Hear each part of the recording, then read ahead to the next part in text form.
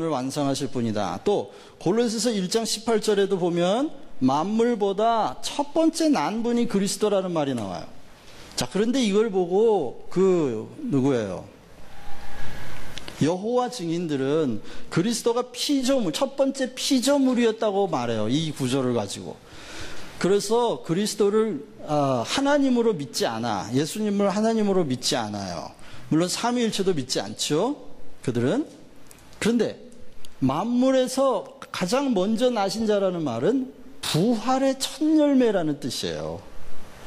다시 말하면 예수 그리스도가 이 땅에서 첫 번째로 부활하신 분이라는 뜻이고, 그분이 교회의 머리가 되셨다는 말은 이제 온 교회가 예수님과 같은 부활의 방식으로 완성이 된다는 그런 뜻입니다.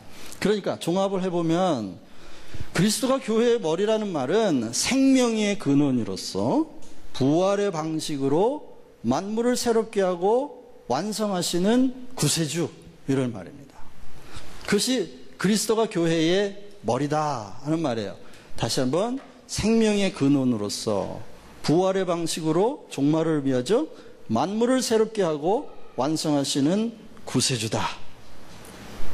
자, 그러면 이제 예수 그리스도의 그 이름의 역사적인 많은 일이 있지만 가장 중요한 거 하나, 예배를 말씀드렸고, 그 다음에 그 이름의 주인이신 그분이 성령을 통해서 하시는 일이 뭐냐? 그게 많은 일을 하시지만 오늘은 딱 한 가지만 얘기할게요. 성령 세례와 성령 충만을 주시는 거예요. 왜? 그리스도가 어떤 분이죠? 불과 성령으로 세례를 주시는 분이네. 그러면 내가 성령 받았다. 그 얘기는 그 이름의 주인이신 그분이 나를 인치셨다, 그런 얘기예요. 성령 받았다. 성령 체험했다라는 말을 많이 쓰시더라고요. 성령 체험했습니다. 성령 체험했습니다. 그러는데 성령 체험했다는 말이 대부분 주관적인 어떤 감정적인 경험이나 어떤 신유나 뭘 이렇게 특이한 영적인 체험을 하면 성령 체험했다라고 말을 해요. 물론 체험적으로 성령을 만났다 이런 뜻이기도 하지만, 그러나 그런 경험이 없는 사람은 그러면 성령 세례를 안 받은 걸까요? 그런 경험이 없는 사람은 성령 체험 안 한 걸까요? 그렇지 않다고요. 왜요? 성령이 어떤 분이니까? 성령은 창조의 영이시고, 성령은 진리의 영이시고 생명의 영이시면서 교회의 영이세요. 여러분, 창조의 영을 어떻게 경험하실 거예요? 그냥 기도하는데 몸이 떨렸어, 마음이 뜨거웠어, 이 정도로 창조의 영을 경험하시겠어요? 네? 모든 진리로 인도하시는 성령을 어떻게 경험하시겠어요? 근데 대부분요, 이런 그 성령의 사역, 성령 사역을 하는 분들이, 그분들을 제가 비난하거나 그러는 건 아닙니다만은, 성령의 역사나 성령의 계시를 너무 이렇게 축소하는 경향이 있어요. 그렇게 성령의 나타나는 역사만 성령의 사역인 것처럼. 아니요. 성령은 창조하는 영이요. 성령은 창조 때에 운행했던 영이잖아요. 성령은 창조를 완성하시는 영이에요. 그렇기 때문에 우리가 성령을, 우리가 이렇게, 예를 들면, 우리가 믿으면 성령이 역사하고 안 믿으면 성령이 역사하지 않는다. 그래서 성령의 역사를 우리의 믿음의 기초에 두는 것, 그것 자체가 성령의 역사를 제한하는 거예요. 여러분, 우리가 믿지 않아도 성령은 역사하십니다. 우리의 믿음에 좌우되시는 분이 아니에요. 왜? 우리의 믿음이라는 건 결국 우리의 지혜와 우리의 경험에 제한되어 있는 거거든요. 그러니까 내가 믿으면 성령이 역사하고 내가 안 믿으면 성령이 역사하지 않는다? 그건 틀린 말이에요. 그렇지 않습니다. 우리의 믿음은 성령의 역사에 기초하기도 하지만 우리의 믿음은 성령의 역사에 미치지 못해요. 그분이 창조를 완성하시는, 여러분이 믿으면 하나님이 창조를 완성하고 안 믿으면 창조를 완성하시지 않을까요? 그렇지 않다니까요. 그렇기 때문에 너무 우리 믿음의 기초에서 말하자면, 그래요. 조금 이따 얘기할게요. 궁극적으로 그분은 살려주는 영이다. 그런데 살려주는 영으로서 그분이 하시는 일은 두 가지. 하나는 증거하시는 일, 또 하나는 열매를 맺는 일. 그 일을 하시는데, 특히 증거하는 일은 물리적인 표적을 나타내시는 성령의 나타나심이라는 부분이 있고요. 그 나타나시는 부분은 방언, 기적, 치유 뭐 이런 현상적으로도 나타나지만, 그러나 그 모든 나타나는 표적들은 뭘 하기 위해서요? 말씀을 확증하기 위한 것이라고 마가복음 16장 20절에 얘기해요. 주께서 함께 하셔서 사도들과 함께 모든 기적과 표적을 나타내셨는데, 이 모든 표적들은 다 뭐다? 말씀을 확증하기 위함이라고 말씀하셨어요. 그렇죠? 그러니까 잘못하면 나타나는 것만 쫓아다니면 어떻게 돼요? 거짓 기적을 일으키는 사단의 역사에 속아가지고, 그게 데살로니가 후서 2장에 나오는 말이에요. 자, 기적은 마귀도 일으킬 수 있나요, 없나요? 있죠. 그런데 거짓 기적이라는 말이 나와요. 성경에 보면 거짓 기적이라는 말은 눈속임이라는 뜻이 아니에요. 눈속임이라는 뜻이 아니고, 거짓 기적이라는 말은 진리에 이르지 못하게 하는 기적을 말하는 거예요. 진리에 이르지 못하게 해요. 그래서 나타나는 역사를 성령의 역사로만 제한하는 사람들은 계속 눈에 보이는 것 쫓아다니다가 망하는 거예요. 마침내 나타나는 기적인만 쫓아다니는 사람들은 마침내 항상 배우나 마침내 진리의 사랑에 이르지 못한다. 진리의 사랑을 받아들이지 않으므로 결국 망한다. 그게 데살로니가 후서 2장에 나오는 말씀이에요. 그러니까 여러분, 성령의 역사를 보이는 것에만 제한하시면 안 되는 거예요. 오히려 보이는 역사를 우리의 믿음이 제한한다. 성령의 나타나심을 우리의 불신이 성령이 나타나지 못하게 한다. 이 말 자체가 불신이에요. 그렇지 않습니다. 하나님은 여러분들이 믿지 않아도 구원을 완성하셔요. 여러분들의 믿음에, 우리의 콩알 만한 우리 가슴 속에 있는 믿음이 하나님의 역사를 좌우하는 게 아니에요. 하나님은 우리의 믿음보다 훨씬 크신 분, 광대하시도다. 그분은 광대하시도다. 그렇기 때문에 막 사람들을 당신이 믿음이 없어서 성령이 나타나지 않아 라는 식으로 죄책감을 막 심어주는 건, 그건 다 속임수입니다. 여러분들이 열심히 하지 않았기 때문에 뭐가 열매가 없어, 이것도 다 속임수입니다. 왜요? 성령의 생명의 법이 성령의 열매를 맺게 하는데 막을 법이 있다 그랬어요, 없다 그랬어요? 없다니까요. 막을 법이 없어요. 여러분 성령 체험했을 때 여러분이 믿어서 경험했어요? 아니면 안 믿었는데 주권적으로 역사하셔서 체험했어요? 다 주권적으로 역사하셔서 체험한 거지, 자기가 믿어서 그런 사람은 없어요. 내가 믿는 대로 된다 그러면 그건 성령이 아니고, 내가 믿어서 내가 원하는 것만 주는 마귀일 가능성이 제일 커요.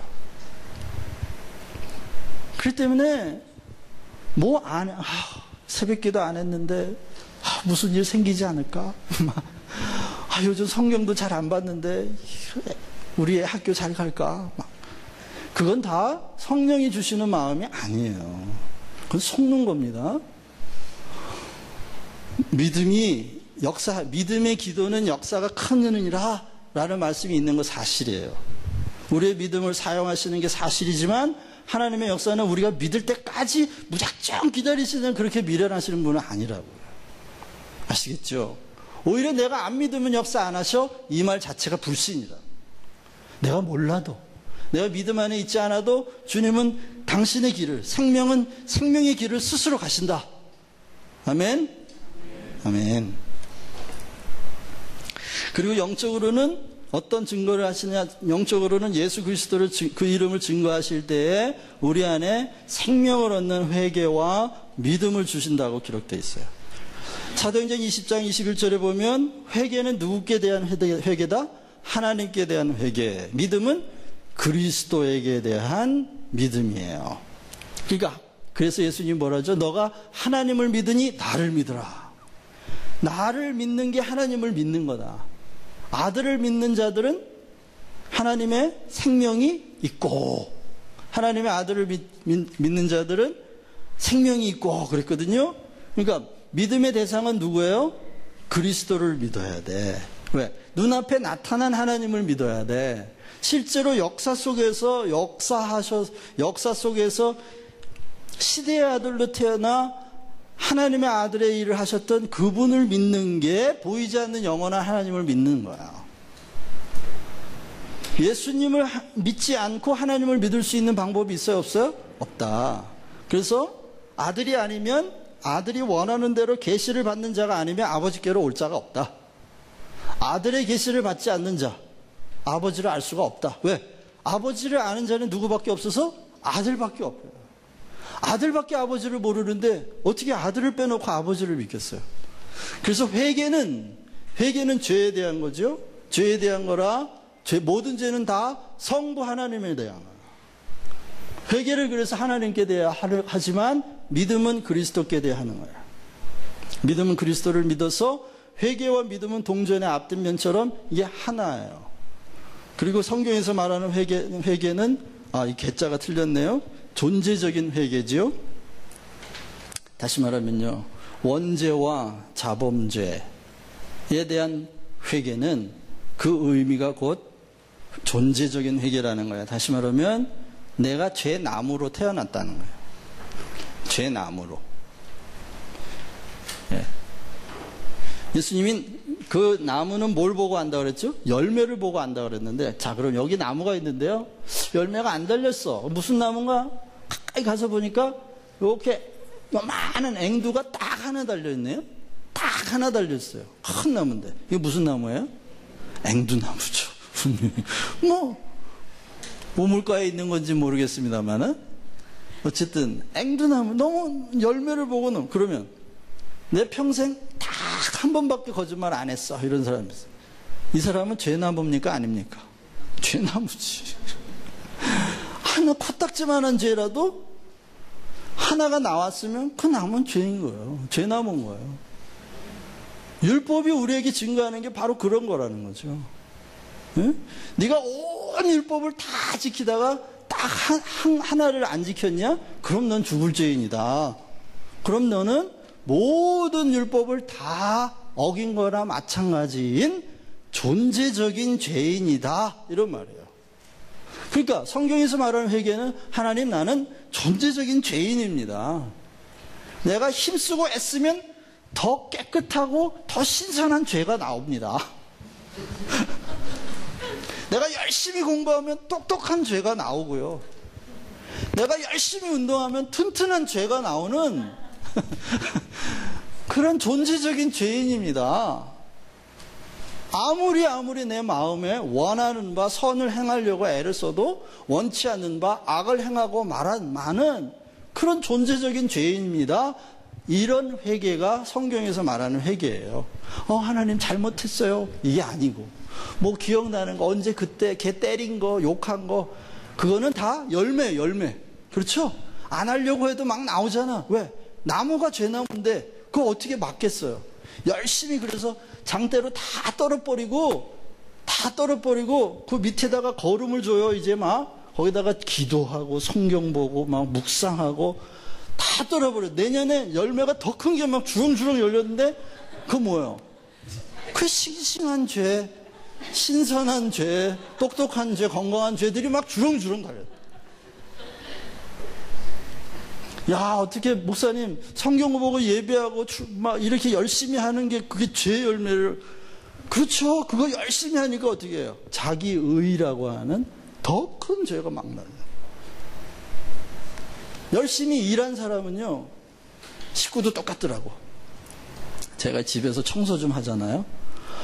그러면 그렇게 뿌듯한 거야. 내가 오늘 청소했다 막 이러고, 와이프한테 막 대접받고 싶어가지고, 야, 뭐 타와라, 뭐 가져와라, 막 청소 조금 하고. 네. 일 많이 한 사람은 자기가 그렇게 정당하다는 걸 자꾸 나타내고 싶어요. 그러니까 그게 뭐예요? 그게 열심히 성경 보고 뭐 하고 이런 사람들이 나오는 그 열매는 자기 의라고 하는 신선한 죄가 아주 깜짝같이 보이기에는 보암직하고 탐스럽게 할 만한데 먹으면 죽는 그런 자기의라고 하는 열매들이 맺힌다. 그런데 또 이 성령의 열매는요, 성령의